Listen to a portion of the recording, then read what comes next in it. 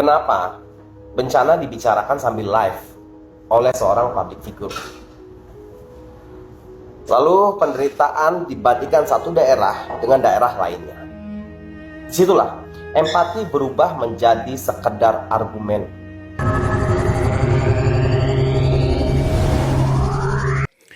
Assalamualaikum warahmatullahi wabarakatuh. Selamat siang saudara-saudaraku semuanya dimanapun Anda berada. Gimana kabarnya di siang kali ini ya? Semoga kabarnya tetap sehat walafiat. Di video kali ini tuh terkait dengan yang menghina duluan kan orang Aceh katanya ya, katanya mbaknya ini. Itu yang bilang Jawa itu hama. Nah, sebetulnya kenapa harus ngatain seperti itu ya? Harus ngatain Jawa hama, ini, itu. Wah, sebetulnya nggak penting banget itu. Entah itu Jawa, entah itu Kalimantan, entah itu Sumatera, entah itu Maluku, entah itu Irian. Pokoknya yang di barat, yang di timur, utara, selatan. Itu kan sama-sama Indonesia. Iya kan? Jadi kenapa harus bilang Jawa itu hama? Ini, itu. Wah, ini kan seolah-olah mengadu domba gitu loh. Ya kan? Seolah-olah mengadu domba ini. Ya, oke. Kalau gitu kita langsung saja kita coba lihat video yang satu ini. Menghina duluan kan orang Aceh, menghina Jawa. Monis, sekarang begini, permasalahannya adalah begini. Bagaimana cara menyelesaikan ini, menyudahi ini, semua tuh dari diri kita. Udah dari diri kita. Kita udah diamin aja, cuekin aja gitu. Dan orang Aceh pun kalian ya orang Aceh ya, gak usah ngata-ngatain suku orang lain. Nanti kalian dikatain marah gitu. Kalau aku sih nggak pernah ya, nggak mau gitu. Karena aku berteman banyak orang Jawa, banyak temanku, banyak teman-temanku tuh banyak orang Jawa. Berarti kalau aku menghina Jawa, aku menghina mereka dong. Nah, jadi aku ribut dong sama mereka. Enggak, aku nggak pernah menghina orang Jawa. Mau apapun itu Jawa, suku apapun tuh banyak temanku. Makanya aku bilang orang Aceh juga jangan suka ngata-ngatain orang Jawa. Nah orang Jawa pun bukan nggak ada yang ngatain orang Aceh, banyak juga ngatain orang Aceh tahap apa. Jadi sebenarnya sama aja. Yang perlu diperbaiki adalah diri kalian. Nah, diri kalian masing-masing, orang Aceh perbaiki dirinya, kalian orang Jawa juga perbaiki dirinya. Dan ini bukan untuk semua orang, bukan untuk semua orang Aceh, bukan untuk semua orang Jawa. Yang suka julid, yang suka ngata-ngatain itu yang harus diperbaiki.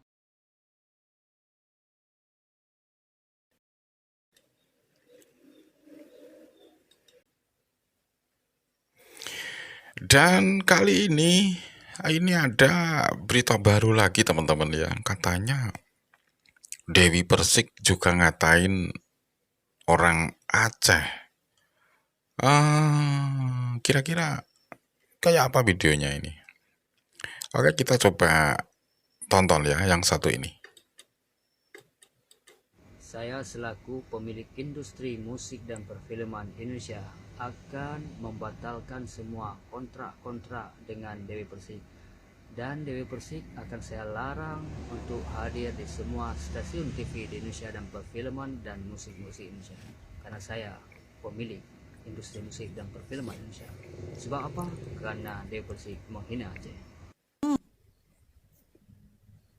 Masih mending kamu didatengin Aceh sama presiden 3 kali. Kita Lumajang, Jember belum didatengin masih. Tapi nggak berisik.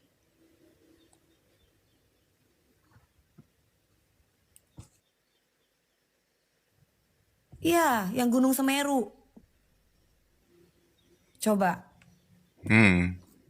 Ya setidaknya kalau misalkan nggak ngasih bantuan secara energinya buat korban-korban bencana, ya setidaknya donasi lah. Kalau misalkan nggak punya duit, jarinya dipakai yang baik-baik, bukan malah memecah belah rakyat, memfitnah presiden. Kasihan. Bukan masalah ini ya, saya Maksudnya aku cuma menengahi di sini tuh dalam arti bukan waktunya sekarang itu siapa yang paling oke, siapa yang paling paling pintar, siapa yang paling banyak bantuannya. Tapi bagaimana kita itu bersinergi, kita itu bermasyarakat, kita itu bersatu, bukan saling berantem-beranteman. Yang ini, yang itu, yang ono, aduh. Kayaknya apalagi anak aku di TNI, pagi siang malam melihat bapak-bapak TNI itu sampai jalan kaki memberikan bantuan karena memang tempatnya medannya kan untuk memberikan bantuan itu kan juga kan kita ngeliat gitu kan. Tapi ya Allah, pada nil empati banget yang ngata-ngatain. Makanya ya mungkin ada kepentingan kali, ada orang yang kepingin jadi presiden kali gitu loh. Tapi kalau aku pribadi sih kayaknya Bapak Prabowo harus jadi presiden seumur hidup deh. Teman-teman, kalian itu nggak usah ngeladeni kalau seandainya Kak Dewi Persik banyak bacotnya. Dia nyanyi aja banyak salah lirik guys, apalagi sempat minum 1.500 liter ya per hari. Kalian bayangkan aja gimana gembung perutnya. Terus ngapain juga kita harus ngeladeni dia. Jadi untuk Kak Dewi Persik yang terhormat ya, kamu kalau emang nggak tahu kondisi Aceh, mending diam aja deh. Kamu tuh lebih bagus hafal lirik lagu yang sesuai dengan liriknya, ketimbang kamu banyak bacotnya, lagu aja banyak salahnya. Jadi untuk Kak Dewi Persik yang terhormat ya, yang paling super duper lincah, saking lincahnya air aja 1.500 liter per hari ya. Kita aja bingung nih, 1.500 liter per hari ambil di mana?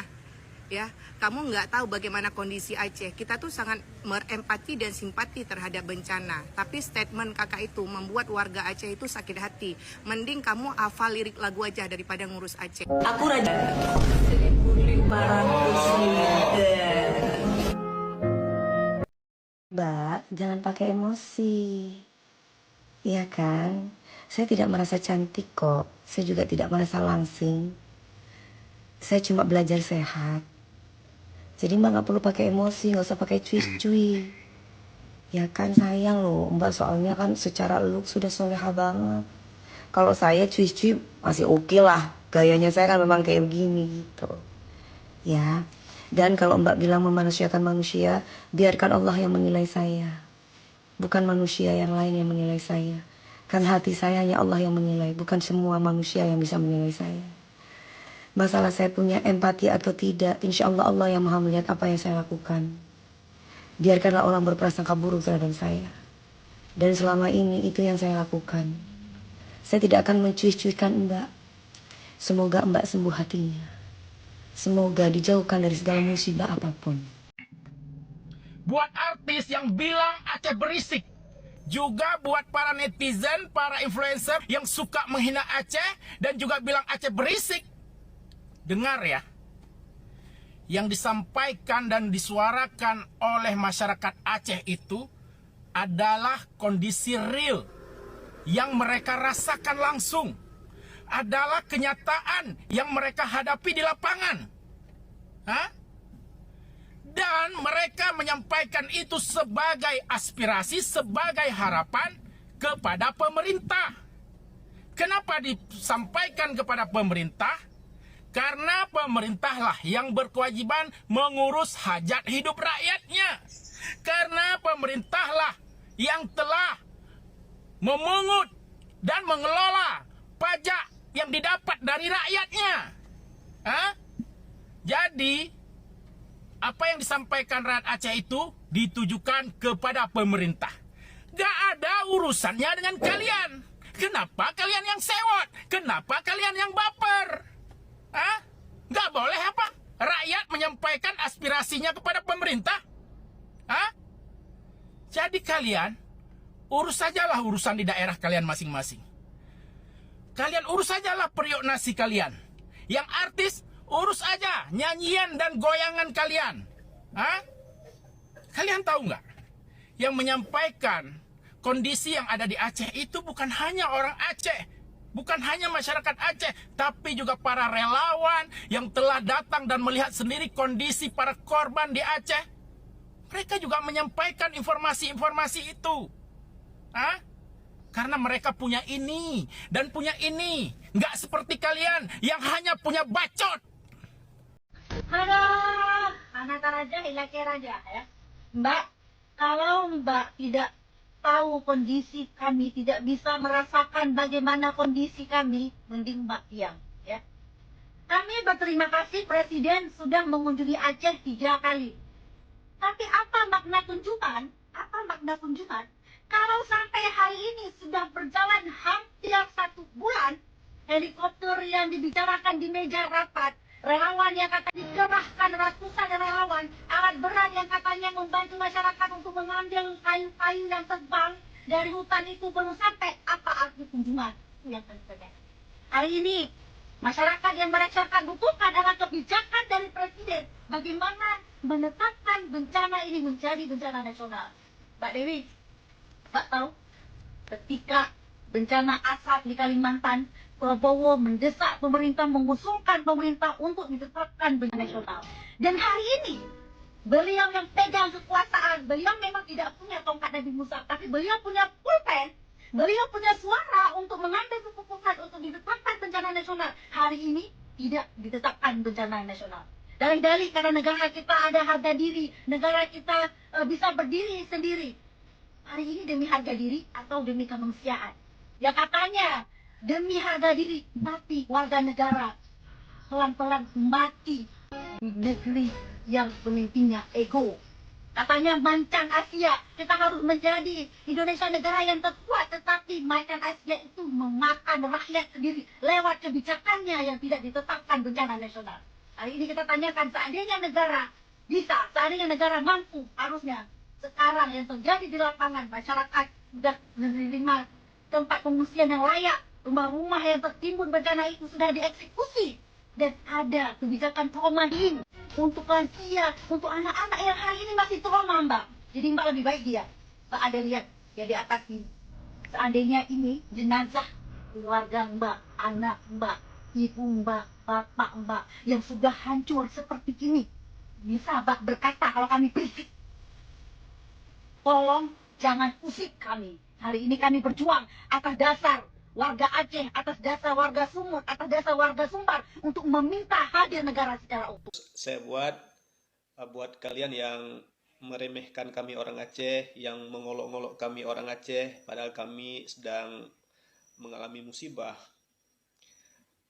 Saya ingin sampaikan bahwa apa yang Aceh alami dalam sejarahnya yang mungkin tidak kalian pelajari di buku-buku sejarah atau memang tidak tertulis di buku-buku sejarah, saya ingin sampaikan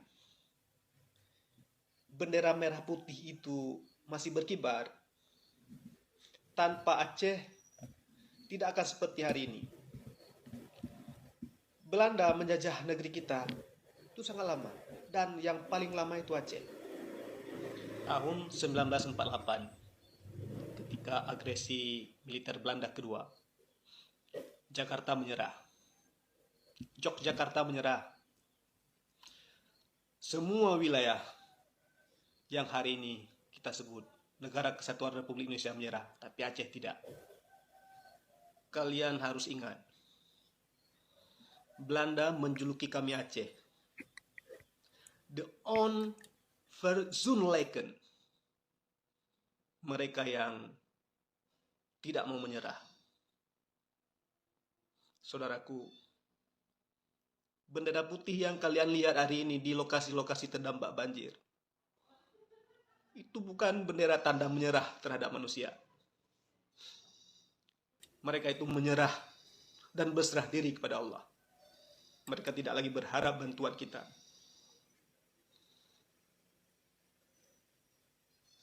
Saudaraku, demi keutuhan bangsa ini, jangan mengolok-olok kami. Jangan meremehkan kami. Dan jangan pernah membisikkan hikayat perang sabi di telinga-telinga anak Aceh. Darah mereka, jantung mereka, Belanda pun takut mereka menjuluki kami Aceh Murtad, Aceh Pungo, Aceh Gila, dengan membuat orang Aceh gila. Sekian. Kenapa bencana dibicarakan sambil live oleh seorang public figure?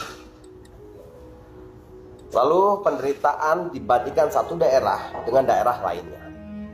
Disitulah empati berubah menjadi sekedar argumen. Aceh tidak sedang berlomba siapa yang paling sering dikunjungi. Luka tidak diukur dari berapa kali pejabat datang. Pernyataan seperti ini menunjukkan satu hal, betapa mudahnya penderitaan rakyat direduksi demi membela posisi, kekuasaan, atau citra. Aceh bukan statistik, Aceh bukan bahan pembelaan. Aceh adalah rakyat yang sedang berjuang. Kritik ini bukan serangan pribadi. Ini peringatan keras ketika public figure lebih sibuk membela daripada memahami rasa sakit. Maka yang dikorbankan bukan lawan debat, tapi martabat sebuah daerah. Bencana butuh empati, bukan pembenaran, bukan perbandingan. Sangat disayangkan, seorang public figure yang memiliki panggung yang besar, tapi menyakiti hati rakyat. Kenapa jadi banyak banget akun-akun yang masuk tapi akun-akunnya dikunci, maupun akun-akun yang kosong, nol, nggak ada followernya, tiba-tiba ngamuk-ngamuk sama saya. Komentar Dewi Persik datang ke Aceh. Terus ngata-ngatain saya, udah kamu nggak donasi, emang saya harus pamer gitu, saya harus donasi berapa. Terus jadi yang kemarin kita galang dana di Surabaya bersama TNI, itu apa? Jadi gimana nih, maksudnya kayak apa? Kayak gimana? Jadi harus kayak saya harus jadi Roro Jonggrang atau kayak gimana? Kenapa harus marah-marah dan ngamuk-ngamuk? Gak ada yang salah di sini. Saya justru pengen semuanya itu ibaratnya nggak berisik. Semuanya sama-sama saling membantu. Gak ada yang saling mengadu domba satu dengan yang lain. Salah, nggak salah. Yang salah itu yang mengadu domba. Tiba ibu-ibu pakai jilbab, terus ngatain. Katanya ngomongnya ngakunya diduga dari Aceh. Dewi Persik, lu itu empati. Bu, kok bisa saya dibilang empati sih? Justru kami semalam aja baru selesai habis galang dana di Surabaya. Alhamdulillah, walaupun mungkin uang kami nggak triliunan, tapi setidaknya walaupun sedikit kami ikhlas bisa membantu mereka-mereka yang membutuhkan di Sumatera. Padahal keluarga kami pun juga di Lumajang juga kena korban bencana loh Bu. Ada korbannya dan ada yang meninggal. Kenapa bisa bilang empati sih? Kok malah ngata-ngatain?